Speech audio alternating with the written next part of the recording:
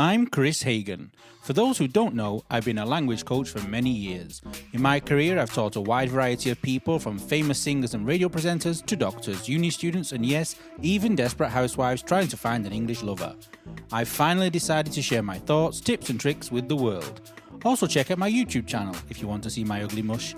So let's kick off this podcast with a great jingle.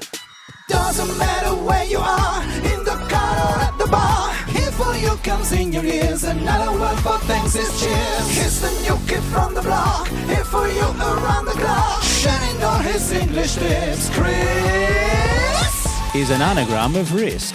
Kris. Hello and welcome to podcast number 3. Yes, we've arrived at the third podcast already. Well, already not, it's been 3 weeks. Now I have some news to tell you. The top 5 rankings of the downloads of my podcasts are Europe 81%. Get in Europe. In second place, we have a joint second place. We have Asia and North America because they're so friendly with each other and all. Third place, South America.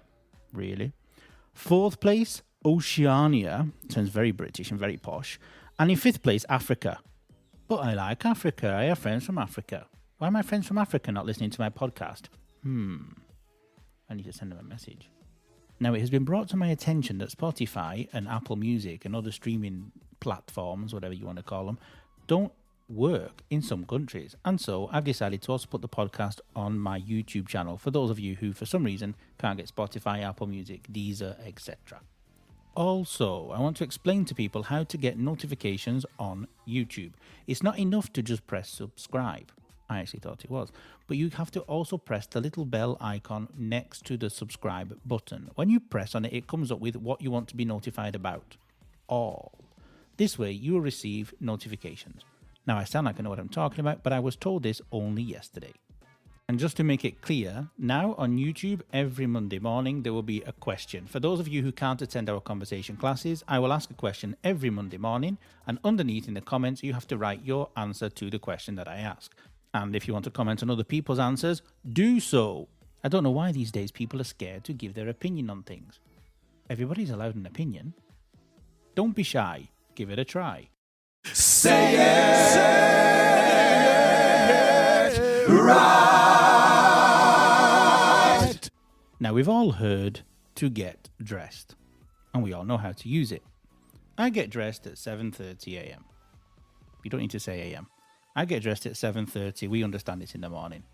Unless you work nights, and then maybe you get dressed at 7:30 p.m. But then you would specify.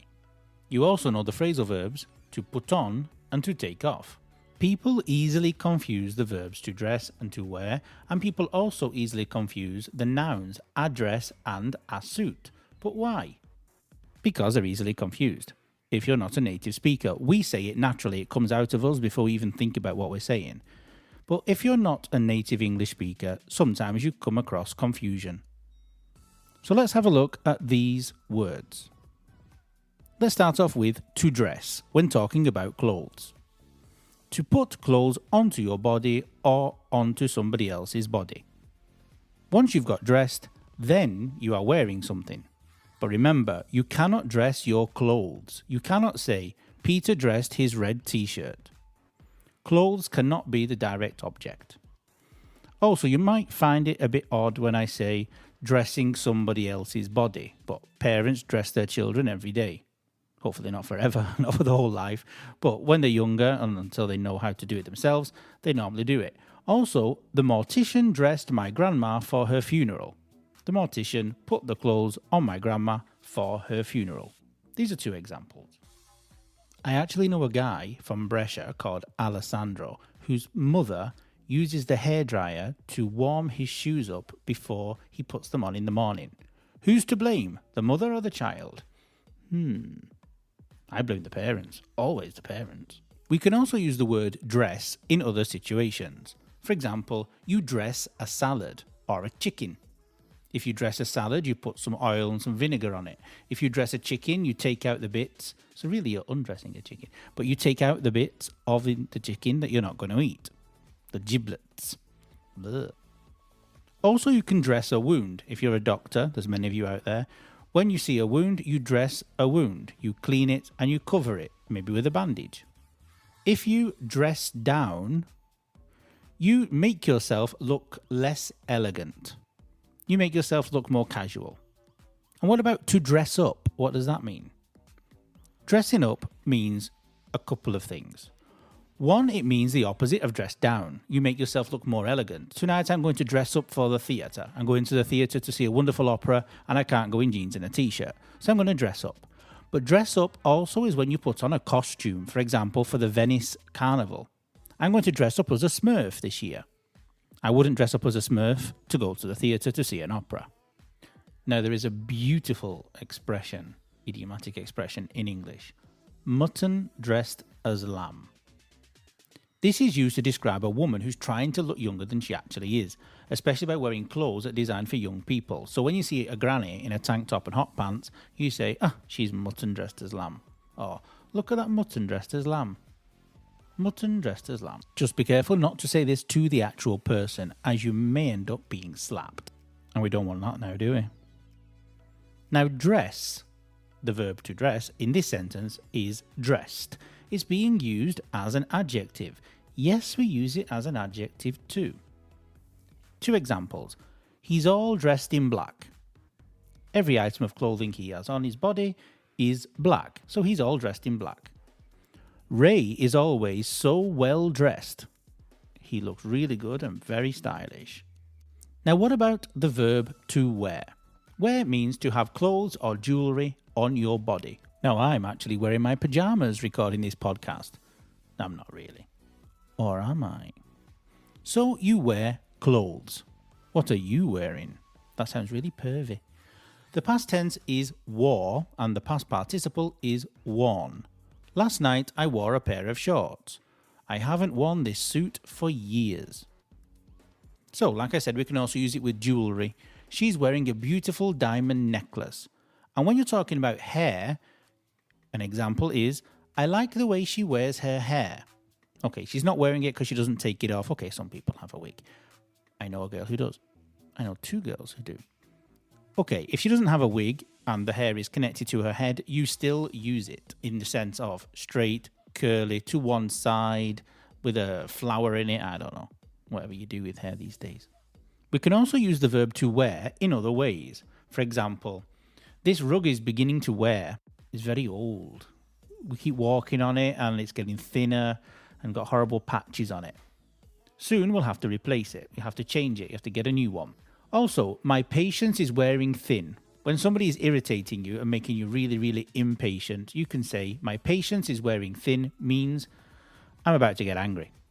Things wear out. For example, you can have a pair of shoes or trainers. My little brother is one. I can give you a very good example. Every month he buys a new pair of shoes because he wears them out so quickly. He uses them a lot and they become ruined and damaged. Also, to wear yourself out. Don't make yourself exhausted. Don't wear yourself out. Now, I've already spoken enough about the verb to dress and the verb to wear. So I'm going to very quickly tell you the difference between the nouns, a dress and a suit.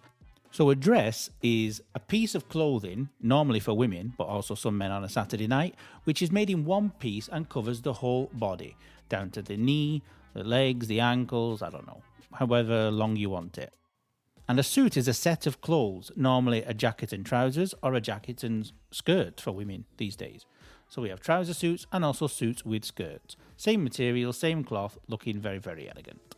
What do you want? What do you want? Can you hear me properly? Yeah. Oh, okay, right. I've just finished. I've been painting all the marks on the wall. All right. So I'm going to go paint the cupboard in a minute. It's the bathroom. I'm painting it grey, light grey. It's white at the moment, but I'm painting it light grey.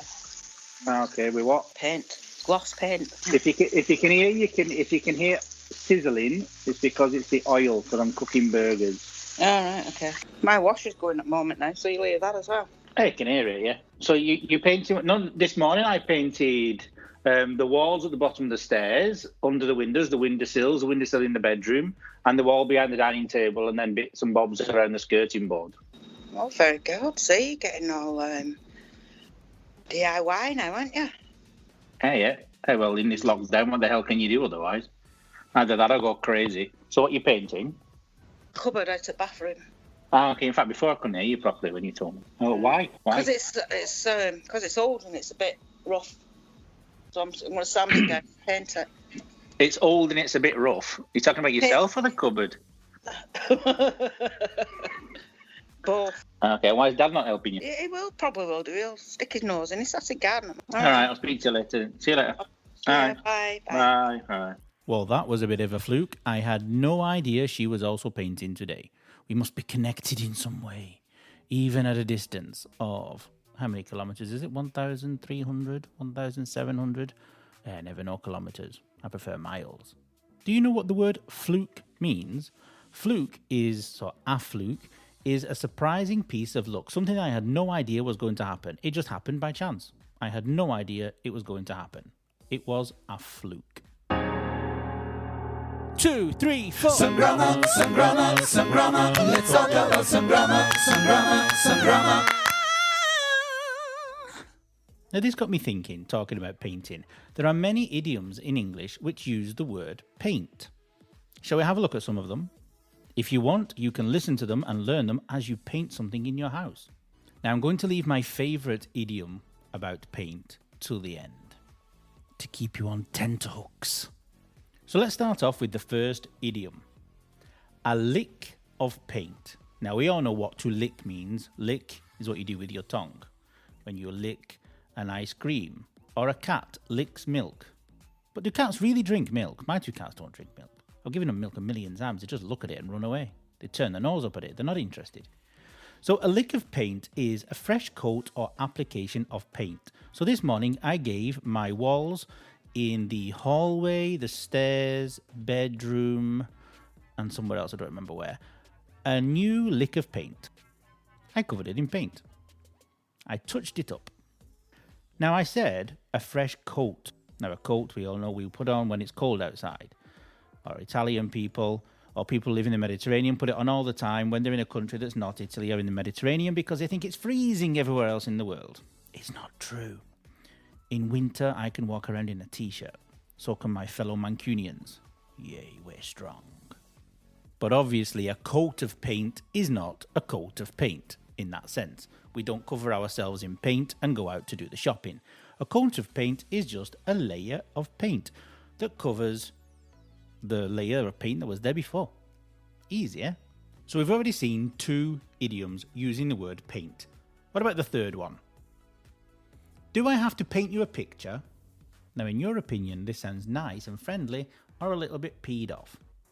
In fact, it's when you're annoyed because somebody hasn't understood what you're trying to explain. You thought it was quite easy, but you say to them, do I have to paint you a picture? In other words, do I really have to make it so simple so you can understand it? Now, this next one, maybe you've heard before. I can say, it's like watching paint dry. Now, do any of you like actually watching paint dry? I doubt it. So, watching paint dry means it's really boring, very, very dull, not interesting at all. So you can say, this television program is like watching paint dry. It's really, really boring. Tonight, I'm going to paint the town red. Not literally. Okay, red used to be my favourite colour when I was a kid, so I've been told. Actually, if I think about it, I actually had a bright red bedroom at one point. But now my favourite colour is black. So I would prefer to paint the town black. But the idiom doesn't say that. The idiom says paint the town red. This basically means go outside and have a wonderful time, go into different places, bars, clubs, pubs, having a whale of a time. Even though the spelling is the same, I'm not talking about that big thing that you find in the sea. Now, have you seen the television series Downton Abbey? In Downton Abbey, Maggie Smith says, gild the lily. Now, gild the lily and paint the lily are basically the same thing. They mean the same thing. So, to paint the lily means to make something which is already beautiful look more beautiful. In other words, it's just a waste of time because it's already beautiful. Why try to make it look even more beautiful? It's like putting jam on an egg. What's the point? It's too much. It's too excessive. It's not necessary. A picture paints 1,000 words. This just means that a picture of what you're talking about is just as good, if not even better, than a descriptive explanation. You don't need to tell me that those two, sitting over there, are in a relationship. A picture paints 1,000 words. Ooh, we've arrived at number 9. Only one more until my favourite. Number 9 is to paint yourself into a corner. You can also say to box yourself into a corner if you want. If you paint yourself into a corner, you create difficulties for yourself by your own actions, by the things that you do. You have created difficulties all alone. Nobody else helped you. You did it on your own. Your fault. Put up with it. And now, number 10, war paint. What's war paint? War paint is another word, so it's an idiom, it's not one word, it's two.